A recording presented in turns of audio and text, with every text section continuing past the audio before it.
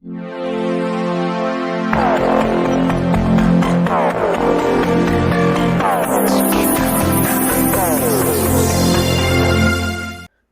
तालुक्यात चोरट्यांचा धुमाकूळ।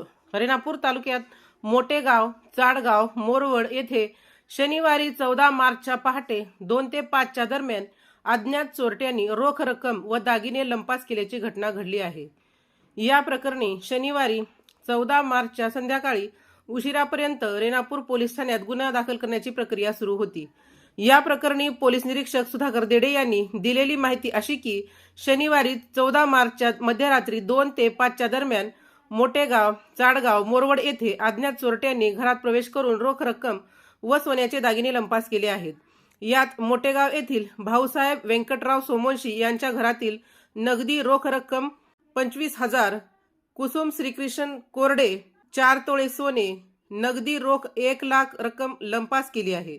चाडगाव येथील बालासाहेब शिंदे यांच्या घरातील अंदाजे 4 तोळे सोने व रोख रक्कम 10,000 रुपये व धोंडीराम भिसे यांच्या घरातील 3 तोळे सोने व रोख रक्कम 1 लाख रुपये अज्ञात चोरट्यांनी लंपास केले आहेत।